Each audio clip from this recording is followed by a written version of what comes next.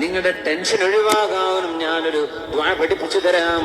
അത് ചൊല്ലിക്കോളൂ, രാവിലെയും വൈകുന്നേരവും ധാരാളം ചൊല്ലണേ എന്ന് നബി തങ്ങൾ പറഞ്ഞു കൊടുത്ത് അബൂ ഉമാമ റളിയല്ലാഹു അൻഹു പറയുന്നു, എന്റെ കടങ്ങൾ എവിടെന്ന് വീടാനാണ്, എങ്ങനെ വീടാനാണ്, എന്റെ വരുമാനം വെച്ച് എവിടെന്ന് വീടാനാണെന്ന് ഞാൻ വിചാരിച്ചു വെച്ചിരുന്ന എന്റെ കടങ്ങളൊക്കെ ഈ ദിക്ർ ഞാൻ ചൊല്ലിയതിന് ശേഷം ഞാൻ അറിയാത്ത വിധം അല്ലാഹു എന്റെ ഭാരങ്ങൾ ഒഴിവാക്കി തന്നു എന്ന് അബൂ ഉമാമ തങ്ങൾ തന്നെ റിപ്പോർട്ട് ചെയ്ത ഹദീസാണിത്.